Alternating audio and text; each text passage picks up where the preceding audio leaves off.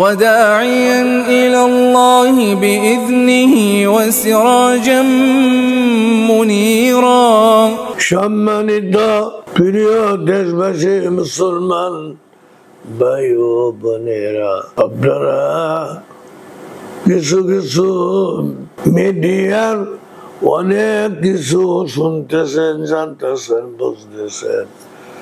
এখন আবার কোরআনে পাক হেফজ করার বিরুদ্ধেও লেগে গেল। এই একই লোক আহলে হাদিসের আব্দুর রহমান, আব্দুর রাজ্জাক বিন ইউসুফ এবং তারই সাথে আরো কিছু আছে, আমিনুল ইসলাম, হায়াত বিন বাশার, এই দুটা ছেলে ইদানিং দেখলাম গলা বেড়ে বলতেছে হাফিজি পড়া হারাম, হাফিজি পড়ার শিক্ষা তুলে দিতে হবে, কেউ যাতে হাফিজি না পড়া ইত্যাদি আরো অনেক কথা বলেছেন। দেখলেই শুনতে পাবেন। এই সমস্ত অসভ্য বক্তাদের বিরুদ্ধে জবাব না দিয়ে পারলাম না, কারণ হাফেজে কোরআনের ব্যাপারে রাসূল খোদা সাল্লাল্লাহু আলাইহি সাল্লামের অনেক হাদিস আছে সুখবর দেওয়ার, আর অথচ তারা বলতেছে কোন হাদিস নেই।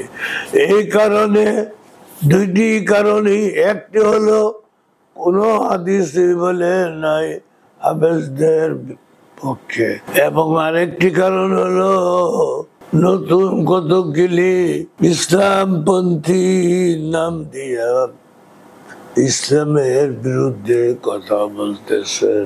অতএব আমি আজকে তাদের এই সভ্য বক্তব্যের বিরুদ্ধে কথা না বলে পারলাম না। অসুস্থ থাকার পরেও আমি এই বিষয়ে আলোচনা করতে চাই আজকে। যারা হাফেজ সাহেব আলেম, যারা আলেম ও হাফেজ সাহেব, তারাও দেখো আজকের ভিডিও অবশ্যই দেখা প্রয়োজন, এর প্রতিবাদ করতেই হবে। আলেম সাহেবদেরকে অনুরোধ করবো সত্যিকারের প্রতিবাদ করুন, কারণ আপনারা এখনো জোরালো ভাবে এই ব্যাপারে কিছুই বলছেন না দেখলাম।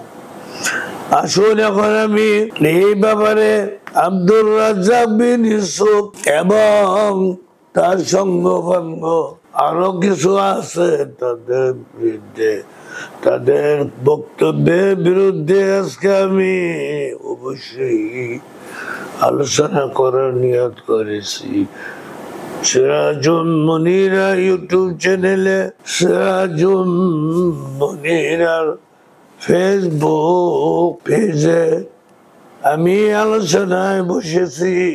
আজকে আলোচনা করব প্রথমেই হাফেজে কোরআন মর্যাদা সম্পর্কে। কানজুল উম্মাল প্রথম খণ্ড 265 নম্বর পৃষ্ঠায় 2356 নম্বর হাদিস। হাফেজে কোরআন আল্লাহর নিকট বান্দা। এই হাদিস খানা দেখলে বুঝতে পারবেন হযরত জুবায়ের ইবনে নওফাল রাদিয়াল্লাহু থেকে বর্ণিত, তিনি বলেন মা ইয়াকরাবু আবদান ইলাল্লাহি বিআফদাল মিম্মা খারাজা মিনহু ইয়ানি আল কুরআন।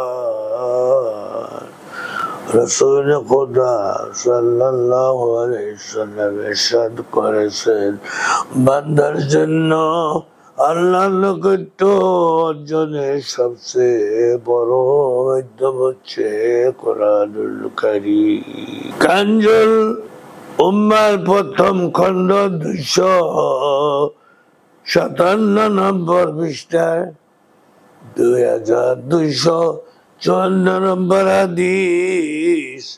হযরত আনাস রাদিয়াল্লাহু থেকে বর্ণিত, তিনি বলেন ইজা أحب أحدكم أن تحدث ربه فليقرأ القرآن অর্থাৎ রাসূল খুদা সাল্লাল্লাহু আলাইহি ওয়াসাল্লাম ইরশাদ করেছেন তোমাদের কেউ যদি স্বীয় প্রতিপালকের সাথে কথা বলতে চায় সে যেন কুরআনুল কারীম বেশি বেশি করে তেলাওয়াত করে আখিরু দাওয়ানা আনিল হামদুলিল্লাহি রাব্বিল আলামিন।